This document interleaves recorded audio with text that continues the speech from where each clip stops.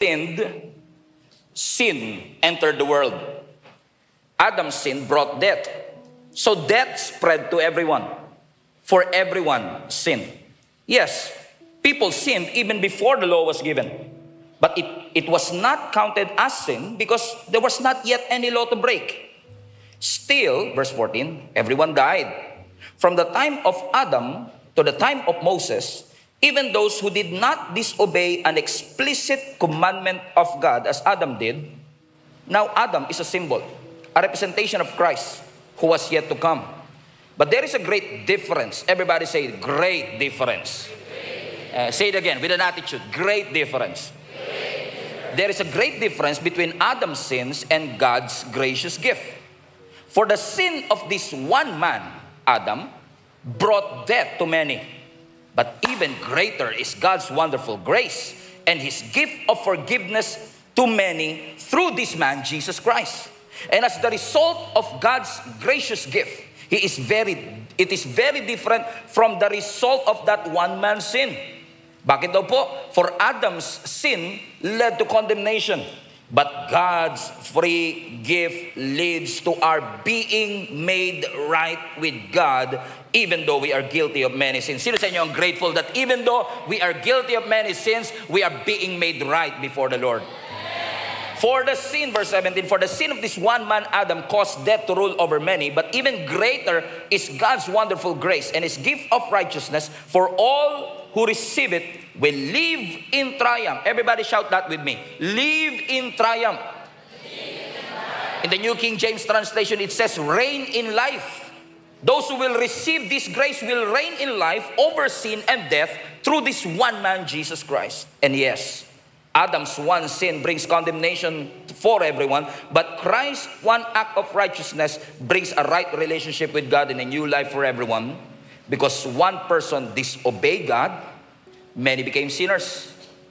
What a tragedy. But here comes the blessing. But because one other person obeyed God, many will be made righteous. And God's law was given so that all people could see how sinful they were. But as people sin more and more, God's wonderful grace becomes more abundant. In New King James, as sin increased, grace abounds much more. So just as sin ruled over all the people and brought them to death, now God's wonderful grace rules instead, giving us the right standing with God and resulting in eternal life through Jesus Christ our Lord. And everybody say amen. I entitled this message, Forgiven and Justified. Forgiven and justified. How many among you are grateful that you are forgiven and been made right before the Lord? Forgiven and justified. And that happened, my friends and family, that happened because Jesus Christ, the one man, capital M, gave His life for you. And many people are asking me, Pastor, posible ba talaga na ang aksyon ng isang tao ay pwedeng makapagpabago ng direksyon ng mundo? Think about our history. Are you familiar with Albert Einstein, for example? Sa Albert Einstein, iisang tao lang, iisang isip, pero siya ang nag-open sa atin para mas maintindihan natin yung concept ng time and space. Even yung concept ng energy is because of the genius of Albert Einstein. You probably heard about Isaac Newton. Si Isaac Newton ang nag-open sa atin ng idea about modern science. Physics is good at it. Martin Luther King Jr., because of his bravery and courage, prinomote niya ang social equality, civil rights, prinomote niya, na walang discrimination between white men and black men. Hindi nyo na yata naabutan yung mga taong ito. Steve Jobs. Kilala nyo na si Steve Jobs? Si Steve Jobs, isang tao, isang isip, pero yung kanyang concept, yung kanyang idea, yung kanyang isip, sa pamamagitan ng pag-i-introduce niya ng smartphone, our lives and our technology have been changed forever. This is the concept na pinopromote po sa atin ni Apostle Paul through Romans chapter 5, especially on verse 12. Kung babalikan natin yung verse 12, sabi ng scripture, sa pamamagitan daw po ng pagsuway ni Adan sa Panginoon, lahat ng tao ay nagkasala. Even though hindi ikaw yung nag-commit, dahil si Adan ang nagkasala, ang buong humanity ay naapektuhan ng pagkakasalang ito. And yes, hindi ka present doon sa Garden of Eden nung tinukso si Adam and Eve, Pero kahit hindi ka present, you are represented by Adam. Si Adam ang naging representative natin na nung bumagsak siya, ang buong humanity bumagsak. What a tragedy. But in the same token, kung paanong yung isang kasalanan ni Adan ay naghatid po ng kapahamakan at kamatayan sa bawat isa sa atin, more than 2,000 years ago, yung pagsunod ng isang Jesus, come on, amen, ay naghatid naman ng katuwiran at kapatawaran sa atin. Think about what I just said. Wala ka doon sa lugar kung saan ipinako si Jesus. Hindi ka pa buhay more than 2,000 years ago. Kaya kung nirereklamo mo, for example, na wala naman ako doon kay Adan, bakit ako nadamay? Eh di dapat nirereklamo rin natin, wala tayo noon more than 2,000 years ago. Pero dahil sa pagsunod ni Jesus, ikaw at ako ay nakatanggap ng kapatawaran at ikaw at ako ay nakatanggap ng katuwiran. Come on now, palapakan natin ang ating Panginoon. So ibig sabihin, ang sabi ng scripture, when Adam sinned, nung nagkasala si Adan, pumasok ang kamatayan sa atin. We were never meant to die. Alam niyo po ba yon? That God did not create us to die in the first place. Lahat tayo hindi dapat mamamatay. But because of that one sin, that sin entered the world, and because sin entered the world, death entered the world. Yun di siguro ang dahilan kung bakit pag tayo ay namamatayan, hirap tayong tanggapin. Because maybe our bodies and our lives are not meant to grieve. Because in the first place, wala ka dapat pagluksaan kasi hindi dapat tayo mamamatay. But because of one sin, ang sabi ng scripture, dahil sa kasalanan ni Adan, pumasok po ang kamatayan. Isang katunayan lang po ito mga kapatid, na ang kasalanan ni Adan ay hindi basta private mistake. Ito po ay pag-expose ng Panginoon sa tunay na kondisyon ng tao. Na si Adan po ay hindi lang nagkasala para sa kanyang sarili, nagkasala siya bilang head of humanity, bilang representative ng humanity. Ang point ni Apostle Paul, yung isang tao na ito ay kayang i-shape ng kanyang representative. That when Adam fell, all of humanity fell with him. And ang sabi ng verse 12, balik mo anak, and because of what Adam did, Adam's sin brought death. Are you reading with me? Yung kasalanan ni Adan, naghatid ng kamatayan, at yung kamatayan na yan ay kumalat sa lahat.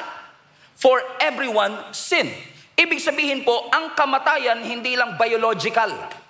That when we sinned, we don't just die, death spread to everyone. Now, let me just clarify. Si Adam and Eve, nung kinain po nila yung bunga ng kaalaman ng tama at mali, yung lansones, naalala po ba niyo yun? Nung kinain ni Adam and Eve yung lansones, in case lang may naniniwala, hindi po lansones yun. Okay? Nung kinain ni Adam at ni Eva yung bunga ng kaalaman ng tama at mali, di ba sabi ni Satan sa kanya, totoo ba sinasabi ng Diyos na kapag kinain nyo to, mamamatay kayo? Now, God is not saying that when you eat the fruit, you will die instantly. That pagkakain mo, bigla ka na lang magko-collapse. Hindi yun ang ibig sabihin niya.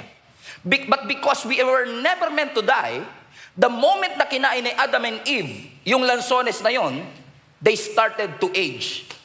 They started to die.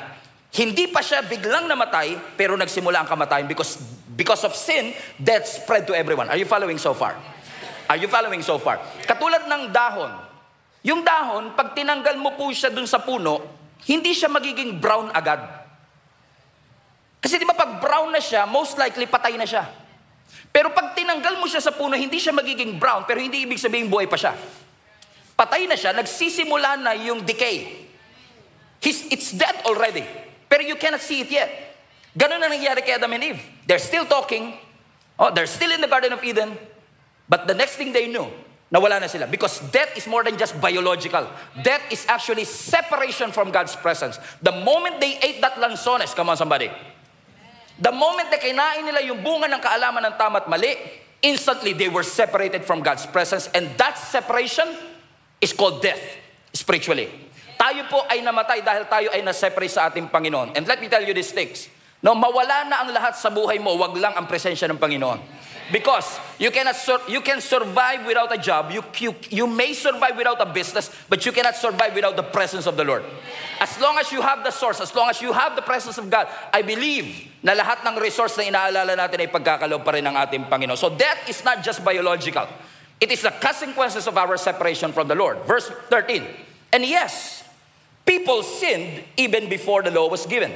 The law that Apostle Paul was talking about is the law of the Ten Commandments. Na sinasabi ni Apostle Paul, yes, ang tao nagkakasala na bago pa ibigay ang Ten Commandments. Because if you know your Bible, ang Ten Commandments, dumating ho yan Exodus 20.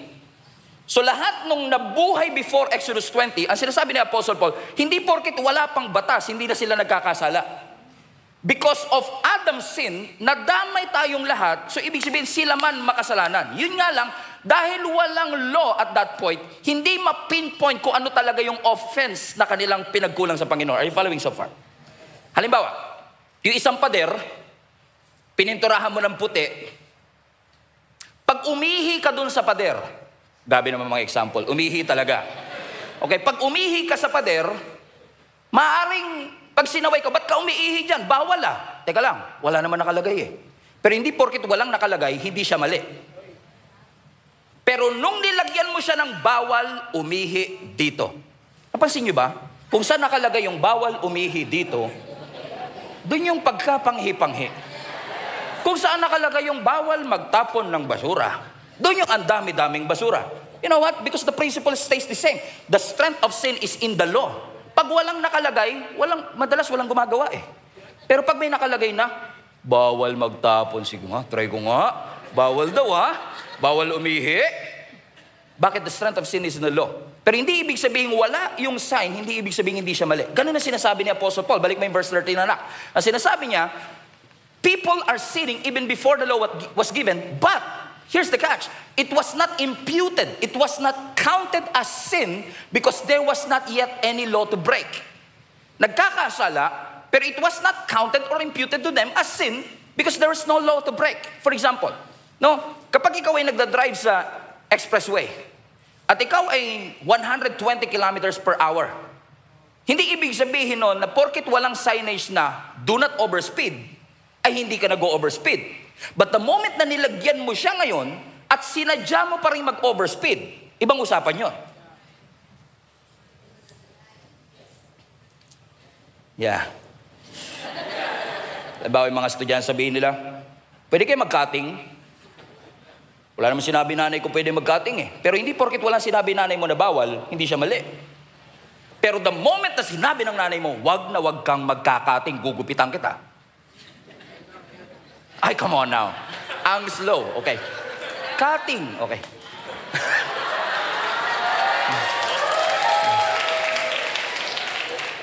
Pero the moment na sinabi na ng nanay mo yun, huwag ka at ginawa mo pa rin, ibang usapan yan.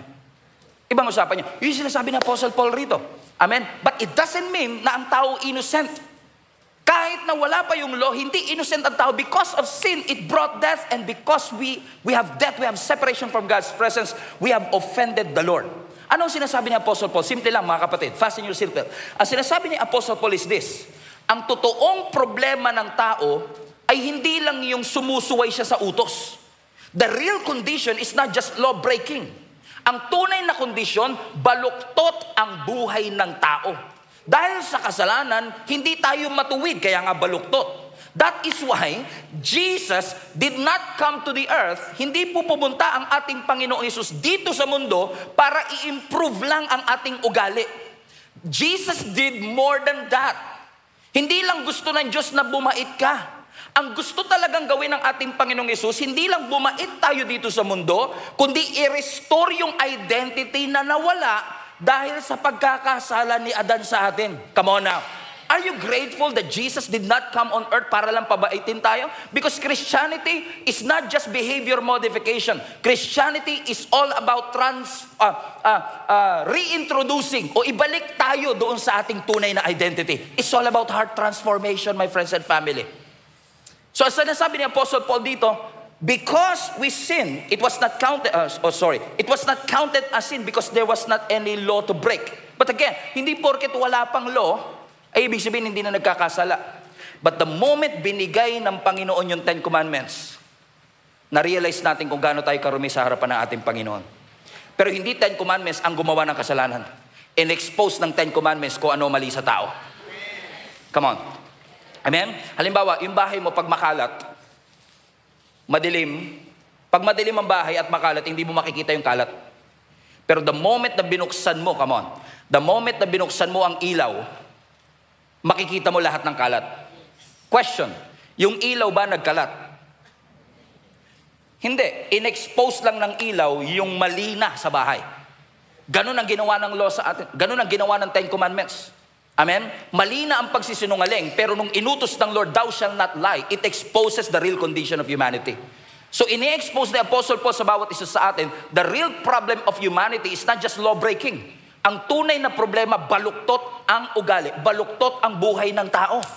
That's why we need Jesus Christ. That's why Jesus Christ is necessary, because you cannot save yourself based on how good you are. You can only be saved based on the goodness of God. When He died on the cross for you, when He gave His life for you, when He was wounded and nailed at the cross, when He died, buried, and finally rose again from the dead, when Jesus said, "It is finished," tetelestai, it's paid, bayad na. Hindi sinabi ni Jesus, "I am finished." Sabi niya, it is finished. Because He was on assignment on that day.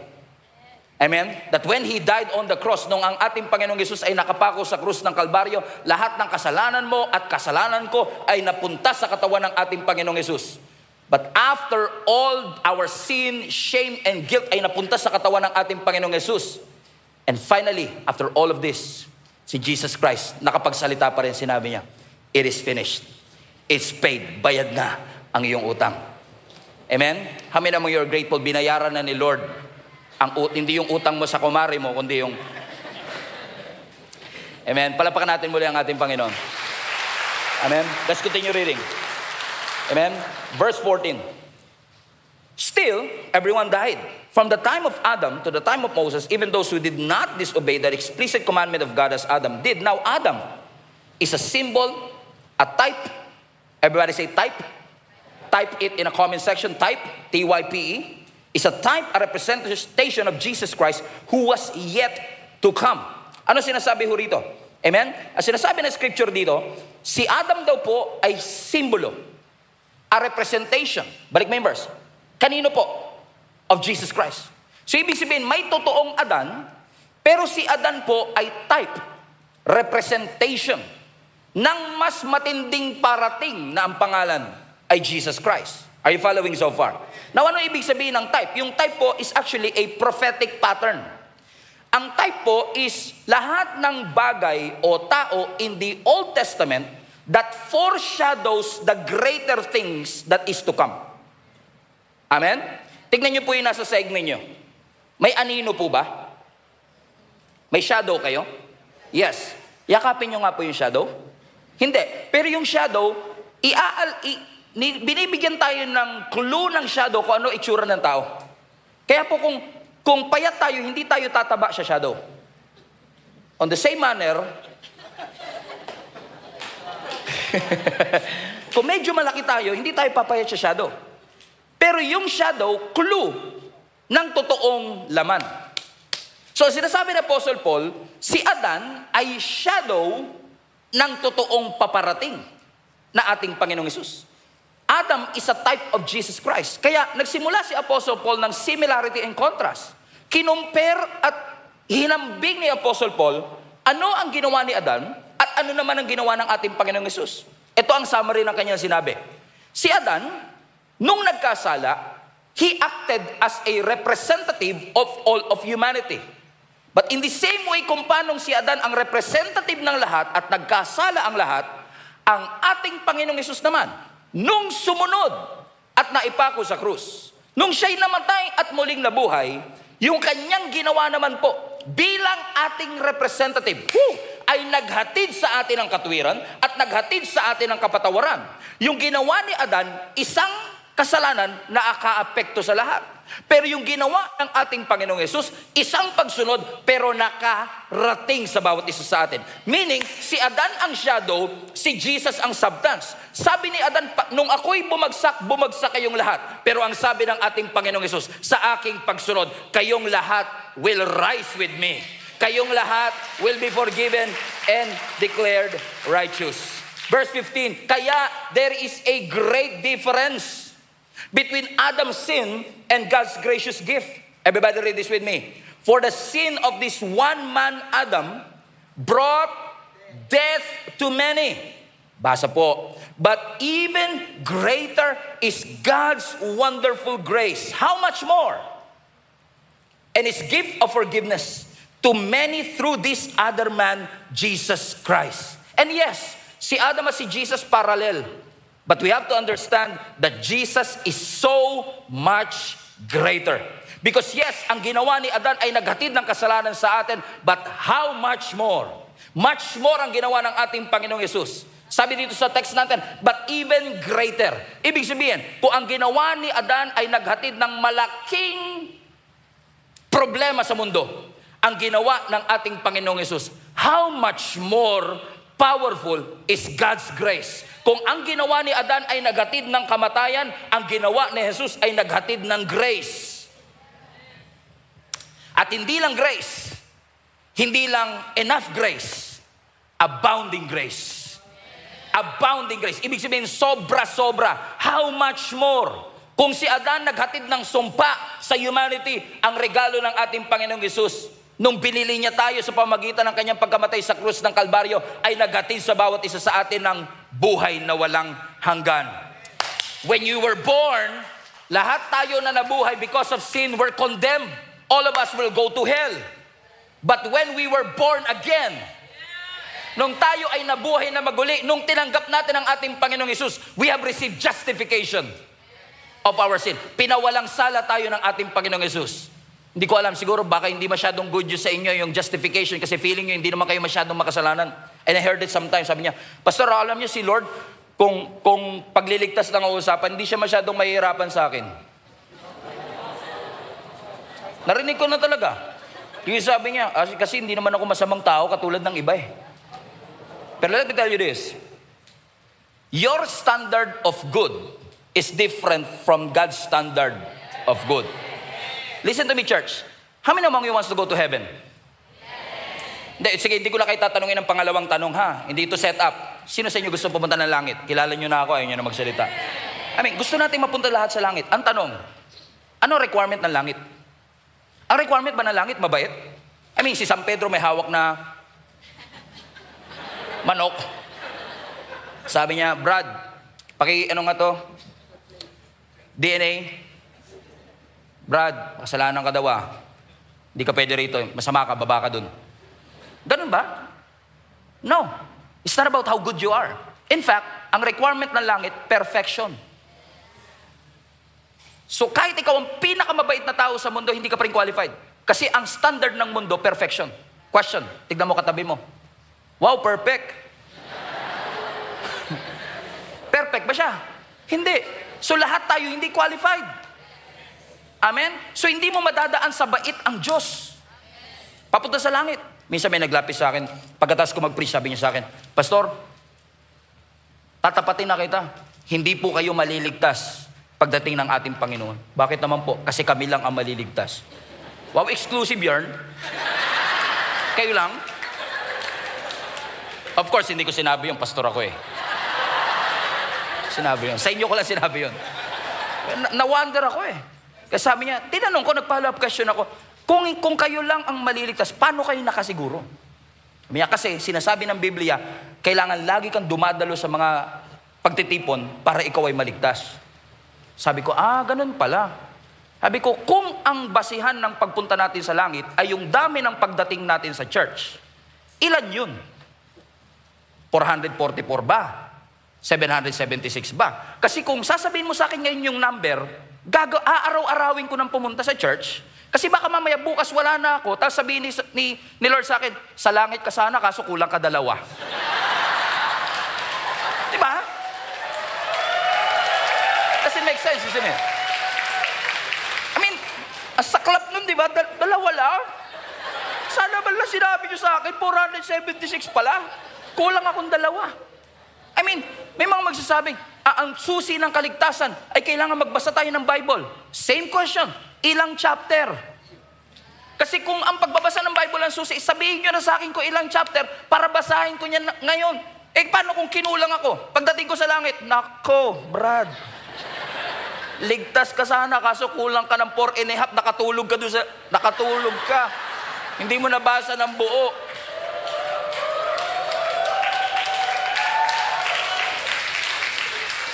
Ano ang point? Walang kahit anong ginawa mo dito sa mundo. Ang pwede mong gawing pambayad para tanggapin ka ng langit. Your goodness is not good enough for you to be able to enter into heaven. Kaya nga sabi ng scripture, John 3:16, because God so loved the world, He gave His only Son, so that whoever will believe in Him. You just have to believe that Jesus Christ bled and died for at the cross. And think about this, maraming religious people hindi tatanggapin yan. Amen? Because you need to do this, you have to do this. Tatandaan nyo to, Christianity is never about a do, a da, aha.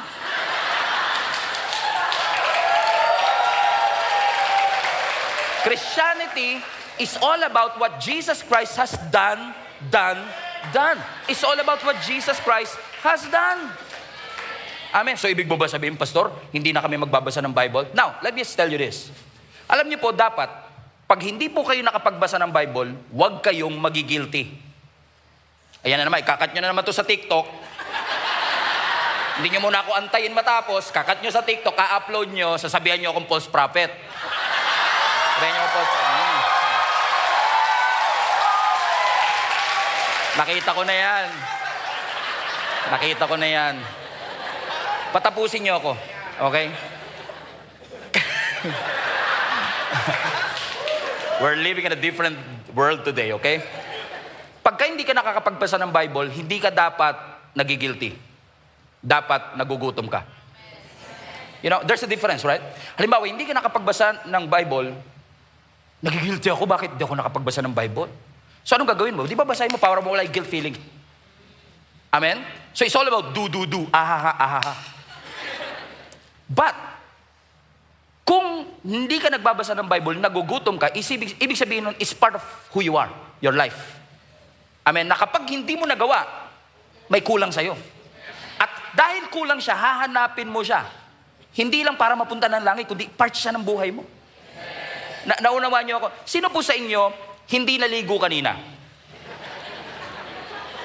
Grabe naman, tinapik nyo talaga katabi mo. Brad, aamoy kita eh. Ikaw yata yung sinasabi ni Pastor. Kung hindi kayo nakaligo, okay? Kung hindi kayo nakaligo, huwag kayong magigilty.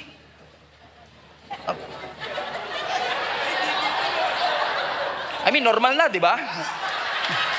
I mean, di ba? Naku, nagigilty ako ngayon. Bakit? Di ako nakaligo eh. Pero di ba, hindi mo siya ginagawa para punan yung guilt feeling. Walang pumipilit sa'yo na maligo. Right? Bakit? Kahit na late na ako, isisingit ko siya kasi parte siya kung sino ako. Yun ang ibig sabihin. Amen? Because our human nature is bent, baluktot. We need a Savior. And come to think of it, imagine niyo mga kapatid na kayo'y nalulunod at wala kang kakayanang tumawag sa Diyos ng tulong. Alam ko, at some point naranasan nyo na yan eh.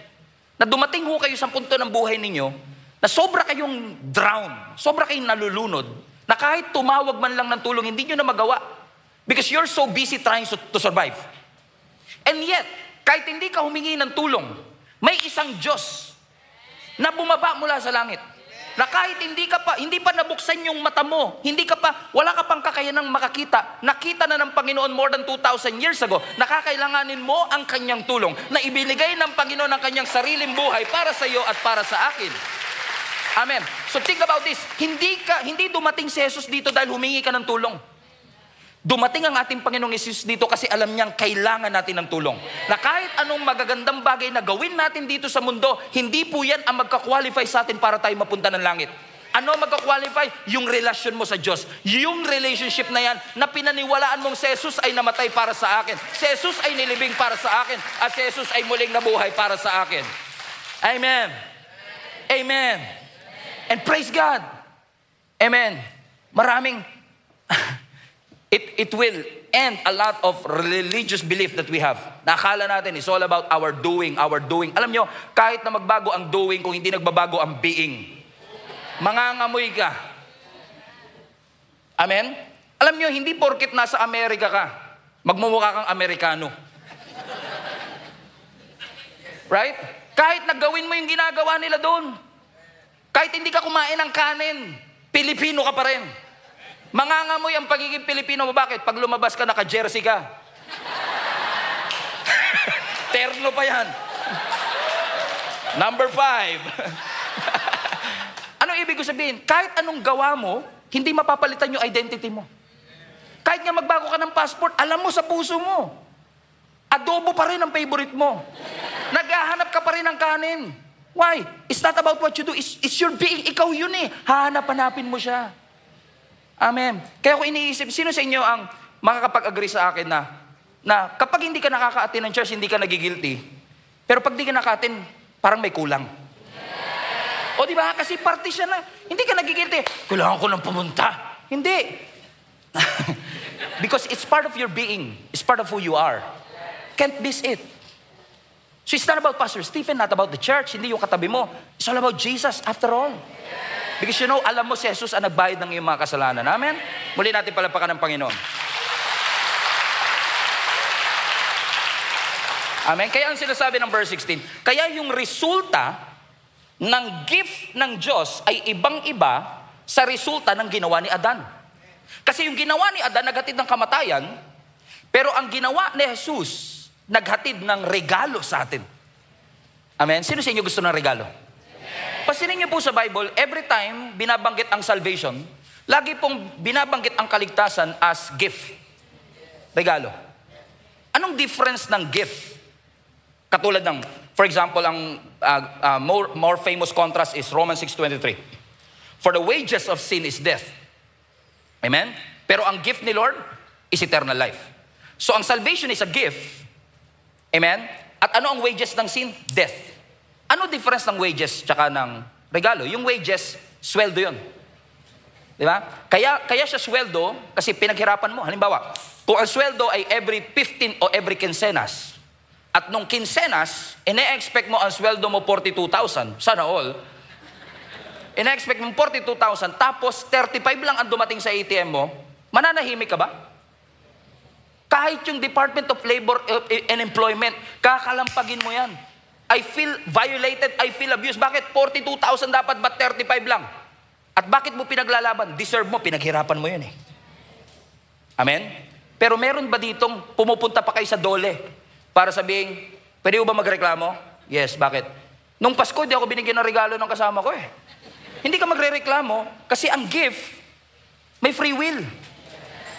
Amen, sino po dito gustong-gusto nyo ang nagbibigay ng regalo? Baliktad pala tanong ko. Sino po sa inyo gustong-gusto na makatanggap ng, gusto nyo lang tumatanggap ha, makatanggap ng regalo? Ano po mararamdaman nyo kunwari nakatanggap ka ng regalo sa kaibigan mo?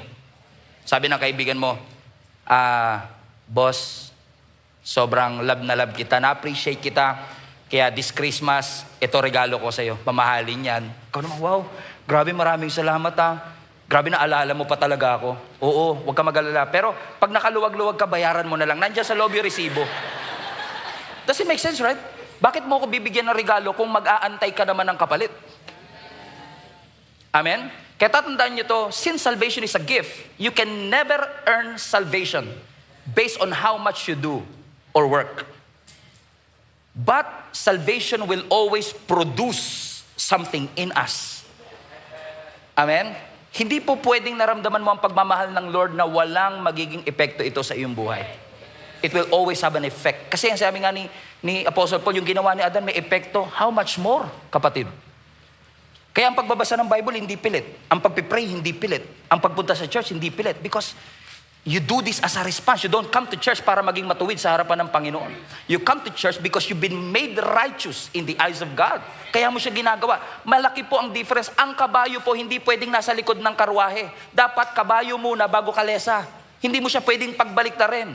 Dapat you have this idea first. You know it in your heart that God loves you so much. And in return, dahil mahal na mahal ka ng Panginoon, you respond to that love. You come to church, you attend the church, you read your Bible, you pray. Not your way to heaven, but because Jesus paid your way to heaven. Palapakan natin muli ng malakas ang Panginoon. Amen? Okay. So, ibig sabihin, sabi ng verse na ito, but God's, let's look at verse 16 please. But God's free gift leads to our being made right with God, even though We are guilty of many sins. Tingnan niyo yung contrast ni Apostle Paul rito. Sabi niya, si Adan, nung nagkasala, yung act niya ay nakadamay sa ating lahat. Pero iba ginawa ni Jesus Christ. Kasi si Adan, nung nagkasala, lahat nadamay. Pero nung si Jesus ay namatay sa krus ng Kalbaryo, hindi lang po namatay si Jesus para sa kasalanan ni Adan. Namatay ang ating Panginoong Hesus para sa kasalanan ni Adan at kasalanan mo. Kaya mas maganda ang ginawa ni Jesus Christ. Because He did not just die for Adam. He died for you. He died for me. Sana naman po, walang kalyo ang puso natin. Every time maririnig natin yung katagang mahal tayo ng Diyos. Because that's the very essence of why we are here in the first place. God loves you so much. God loves you so much. He gave His life for you. He cares for you. He doesn't want for you to go to hell. Ang gusto ng Panginoon, makasama natin siya doon sa kalangitan. Amen po mga kapatid. Pinatunayan lang po sa atin dito. Kung si Adan, pinatunayan niya po kung gaano makapangyarihan ang kasalanan, mas lalong pinatunayan ng ating Panginoong Hesus kung paano mas makapangyarihan ang grace ng ating Panginoon. Kasi hindi lang po tayo pinatawad ng Panginoon, tayo po ay ginastify ng ating Panginoon. Ano difference? Sino sa inyo yung grateful na kayo ay pinatawad ng ating Panginoon? Taas nga po kami lahat ng grateful na pinatawad ka ng Panginoon. Come on. What a beautiful news. But you are not just forgiven. You're justified. Justification is actually a judicial term. Ginagamit sa korte yan. Anong ibig sabihin ng justified? You are declared not guilty. So hindi ka lang pinatawad, dineclare ka ni Lord na not guilty. But this justification is so strong na hindi lang siya basta not guilty, kundi not guilty na, pero is it as if you did not sin at all. So it's one thing to believe, I am forgiven, thank you Lord, salamat sa sukulang biyaya mo. Ay, malaking bagay yon na pinatawad ka ng Diyos. Pero hindi ka lang basta pinatawad ng Panginoon. Kasi kung pinatawad ka niya, binura niya kasalanan mo. Pero hindi ka lang niya basta pinatawad. Dineclare ka niyang righteous. At nung pinatawad ka, not guilty ka. Pero nung dineclare kang righteous, nilagay ng ating Panginoong Hesus yung kanyang katuwiran sa atin. Hindi ikaw yung gumawa ng katuwiran, pero si Jesus ang naglagay ng katuwiran. Because of what He did, nilagay niya yung katuwiran sa atin. It was imputed for us. What a beautiful news. So you are not just forgiven, you're justified. Amen? At alam mo kung gaano tayo, ikaw lang nakakaalam. Ako lang ang nakakaalam kung gaano ako kasama. Ikaw lang nakakaalam kung gaano ka kasama. At maaari sabihin mo, yung katabi ko parang hindi niya masyadong kailangan niya kasi buong buhay nito nasa church to eh. Pero itong katabi ko sa kanan, mukhang ito kailangan niya eh. Kasi nung nagkaroon ng halalan sa impyerno, na-nominate to bilang kanang kamay ng dyablo eh. Grabe halang ang kaluluwa nito eh. Pero yan ang gusto ko sa grace eh. Ang grace ni Lord, nilagay tayo lahat sa parehong ground. Na hindi porket 10 years ka ng Christian at siya 1 year pa lang. Sa grace ng Lord, mas lamang siya. Hindi, lahat tayo. Lahat tayo kailangan natin ng grace at lahat tayo binigyan ng Lord ng grace. Amen. Ulitin ko. I still remember many years ago, may narinig ako, basta ako, pastor, ayoko ng grace, gusto ko lang mercy, mercy. Okay na ako sa mercy. But you don't understand what you're saying. Amen? Grace is for you to receive something you don't deserve. Amen? Ano difference? Oh, justice, mercy, grace. Basic theology, right? Soteriology. Justice, mercy, grace. Ano ba justice? Ang justice, may kasalanan ka na parusahan ka. Pag hindi ka naparusahan nung nagkasala ka, walang hustisya. Amen? Pastor, nabagbag damdamin ko eh. Ang bait ko eh. So hindi justice yun, mercy yun. Halimbawa, nagnakaw ka sa 7-Eleven ng dingdong. Sinugal mo ang kalayaan mo dahil sa dingdong. Okay? Nagnakaw ka ng dingdong. Nahuli ka ng guard. Sabi ng guard, saan mo dadaling yung dingdong na yan? Gutom na po kasi talaga ako eh. Hindi pwede. Balik mo yan. Pumunta ka doon sa gilid, pipicturean kita. Lalagyan ko, wag pamarisan. Papablatter kita, papabarangay kita. Pag siya na blatter, siya na pabarangay, or even worse na pakulong, yun ang hustisya. Kasi nagkasala siya, dapat siya parusahan. Correct? Sino sa inyo nagkasala? Kung papairalin ang hustisya, lahat tayo impyerno. Right? Amen? Pero iba yung mercy. Nagnakaw ka ng dingdong, sabi ng security guard, tigas ang ulo mo ha, matagal na kita minamatyagan dito, paligid-ligid ka. Imbis na yung lace kinuha mo, dingdong talaga. Wala kang taste.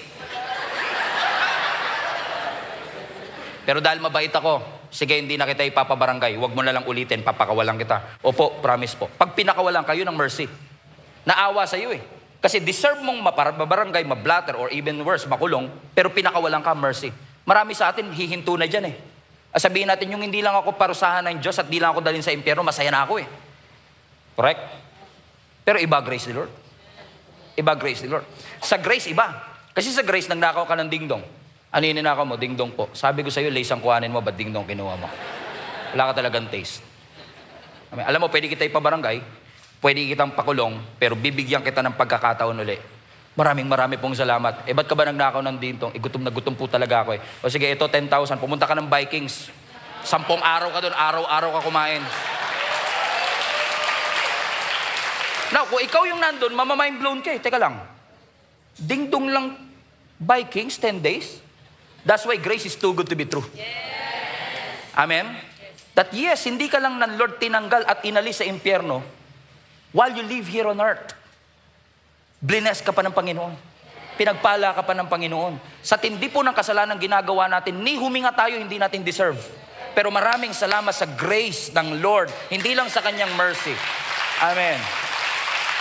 Now, bakit tayo masasabing, Pastor, righteous ako? Ako matuwid sa harapan ng ating Panginoon? Paano mo nasabing matuwid ako? Hindi mo alam kung anong ginawa kong kasalanan. Yun nga maganda, hindi ko alam eh.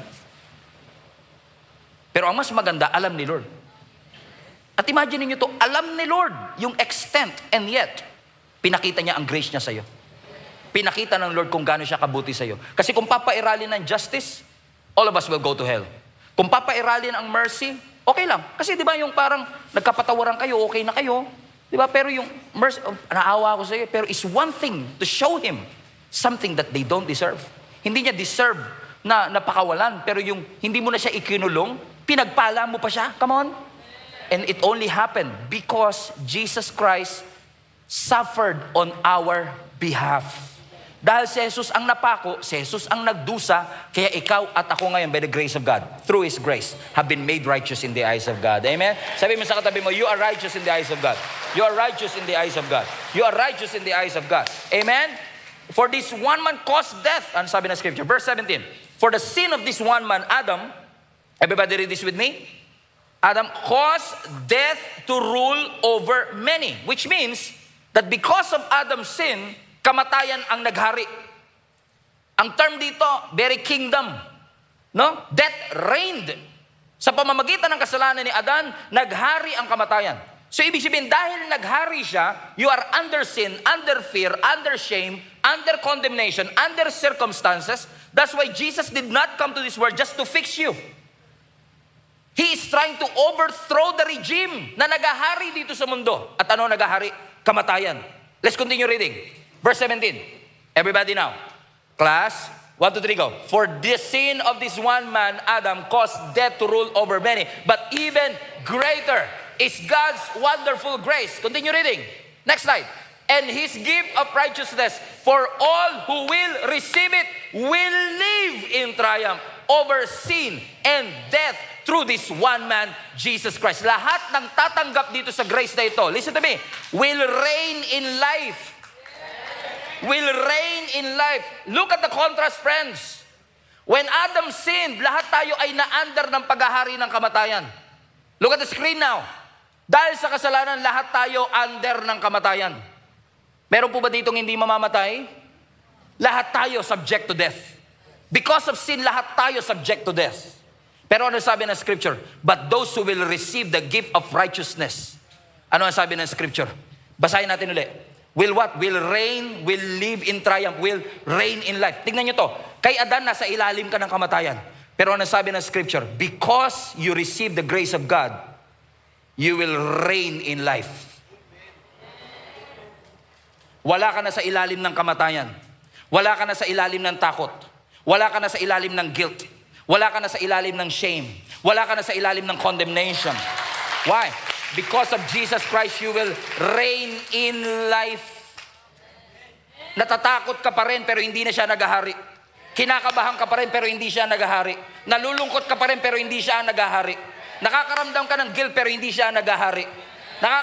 Nagkakasala ka pa rin pero hindi na kasalanan ang naghahari. Why? Because you reign in life. I love that part. Reign in life. Hindi sinabing you will reign in heaven. You will reign someday. You will reign next week. Hindi ka maghahari next day. You will reign here on earth. Ibig sabihin, you will reign over temptation. Hindi someday, right now. Amen. Sin has no dominion over you. Sin has no power over you. Hindi next day, right now. You will reign right now. While you're still living, you will reign in life today. Bakit? Dahil kay Jesus. So, ibig sabihin yung righteousness mo, hindi nasa iyo dahil malakas ka. Kaya ka righteous kasi connected ka sa Diyos. Yung connection mo sa Kanya, ang nagbigay sa iyo ng gift na yan, kaya yung gift of righteousness is imputed to you. It is not something that you've done. It is something that God gave as a free gift to you and for me. So every time, lalapit si Satanas sa iyo, sisimba ka pa, late ka naman na, uwi ka na lang. Wala na ring upuan eh. Nasa overflow ka na rin lang naman. Uwi ka na. Pwede mo sabihin, oo nga, uwi na lang ako. After all, napakarumi ko. Kasalanan ako. Pero every time sasabihin sa'yo ng kaawayan, sasabihin mo sa kanya, yes, I consider myself as a sinner. But because of what Jesus Christ has done for me, God already declared me righteous in His eyes. Amen. Yes. Marami po sa atin when we sin, sino sa inyo nagkakasala? Nagko-confess ba kayo sa inyong pagkakasala? Hindi kay Father Stephen. Kay Lord. Right? When you confess your sins, binubulalas ng bibig mo, nagkamali ako, Lord, patawarin niyo ako. Tama yun. I-confess mo kung gaano ka makasalanan. Tama yan. Parinig mo sa lahat. Lahat ng pagkakamali mo, pero wag na wag mong kakalimutan yung isa pang confession. I-confess mo kung gaano ka karumi, pero wag mong kakalimutan i-confess kung paano ka ginawang matuwid ng Panginoon nung siya ay namatay para sa iyo. Yes, confess how sinful you are, but also confess how you've been made right with God because of what He did for you. Verse 18 please, verse 18. Sabi ng verse 18? Verse 18 na. Yes, Adam's one sin bring condemnation for everyone, but Christ's one act of righteousness brings a right relationship with God. And a new, everybody say new life. Everybody say new life. Ibig sabihin, nagkaroon tayo ng bagong buhay. Listen, hindi ka lang pinatawad, hindi lang tinanggal ang guilt mo, nirestore yung buhay mismo. Amen? Kasi, pwedeng sabihin ng taong pinatawad na kita. Pwedeng sabihin ng taong bibigyan pa kita ng isang chance. Pero alam mo, parang may kulang. Alam mo, ginawa ni Lord, hindi niya lang tinanggal yung guilt. Hindi lang niya tinanggal yung shame. Nirestore ng Panginoon yung buhay. What a contrast. Si Adam nag-introduce ng kamatayan, pero si Jesus nag-introduce ng buhay. Na ang record mo sa Panginoon, because you are made right, your record is clear. But at the same time, yung record ni Jesus Christ ay na-credit to you. Hinirace ang iyong kasalanan, pero pinalitan niya ng kabutihan ng ating Panginoon. How did that happen? Verse 19, because one person disobeyed God, many became sinners. But because one other person obeyed, many will be made righteous. Many were made righteous. Hold on. Verse 19. Because one person disobeyed God, many were made sinners. Pansinin nyo, hindi sinabi na, because one person disobeyed God, many committed sin. Hindi mo siya kinumit, but you were made sinners. So you are not a sinner because you sin. You sin because you are a sinner. Sino po sa inyo, graduate kayo ng college kung paano magkasala? Hindi natin pinag-aaralan kung paano magkasala, right? In fact, pansinin nyo mga anak ninyo, 2 years old, 3 years old. Tinuruan nyo ba silang maging madamot? Pero bakit yung mga bata, this is mine. Hindi mo siya tinuro. Pero ginagawa niya. Bakit? Nature ng tao. So you are not a sinner because you committed sin. You commit sin because you are a sinner. Big difference. Right? So ibig sabihin, hindi mo inaral kung paano magkasala kasi nature talaga natin yun. Kaya kung iisipin natin na ang Christianity is just behavior modification, parang mababa po ang tingin natin sa grasya ng Panginoon. Because real Christianity is not just modifying how you behave. It's all about transforming who you are. So hindi ka sumusunod para maging matuwid. Sumusunod ka because you've been made righteous in the eyes of God. So paano nangyari yun? Hindi po ako matuwid. It's all about representation. Di ba?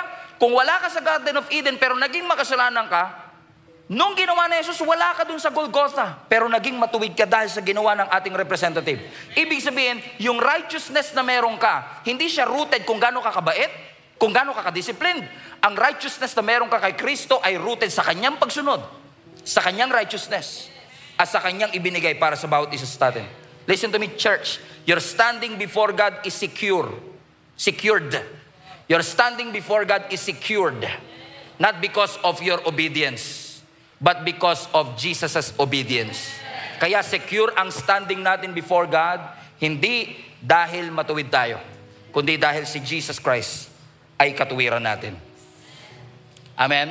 And last verse, verse 20, God's law was given so that all people could see how sinful they were.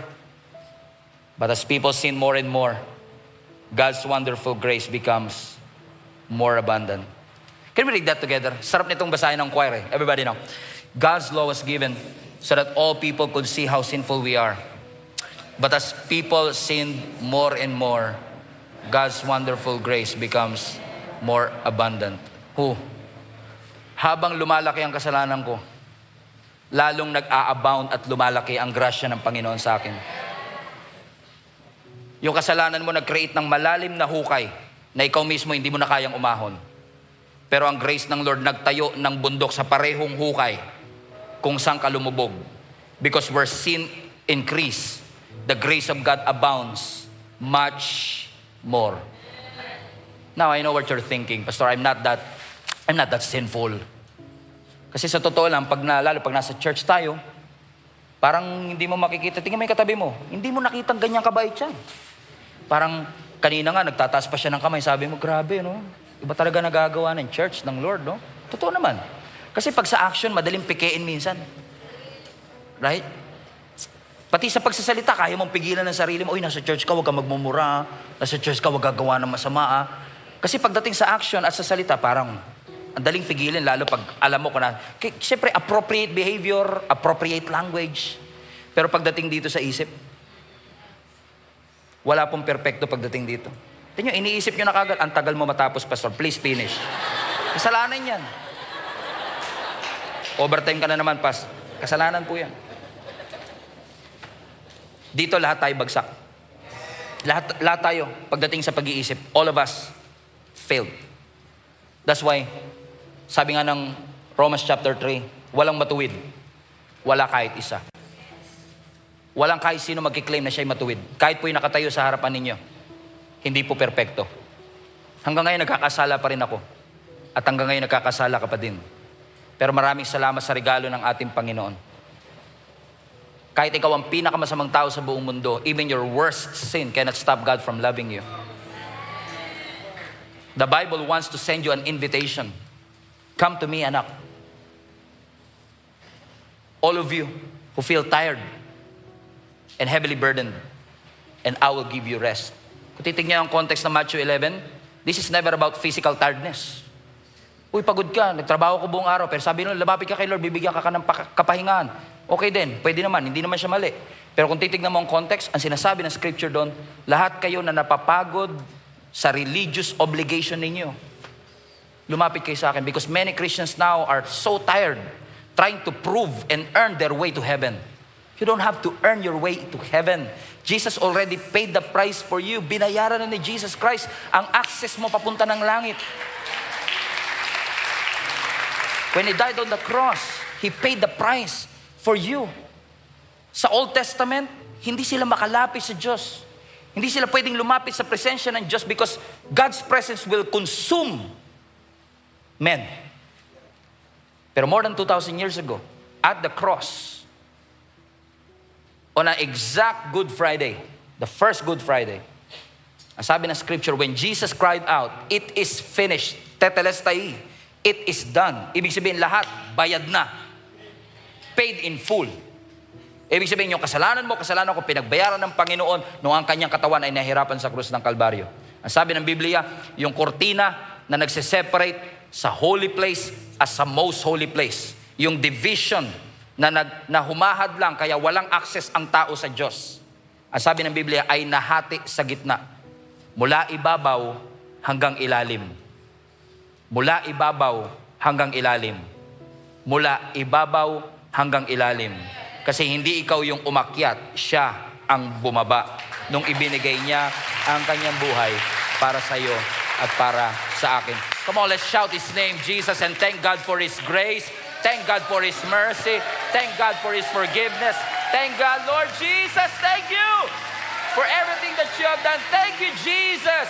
As messed up as I am, as weak as I am, minahal mo ko, inibig mo ko sa kabila ng aking pagkakamali, sa kabila ng aking pagkakasala. Hindi na ako kamahal-mahal, hindi na ako katanggap-tanggap, pero marami pong salamat. Iniwan na ako ng lahat. Siniraan ako, hiniwalayan ako ng ibang tao, pero maraming salamat, Lord. Sa mga pagkakataong walang gustong tumanggap sa akin, ikaw ang tumanggap sa akin. At hindi mo inantay na mag-improve muna ako, mag-repent muna ako, tinanggap mo ko as messed up as I am, and that acceptance should lead me to love you even more. Lahat ng naniniwala dito, stand up to your feet right now.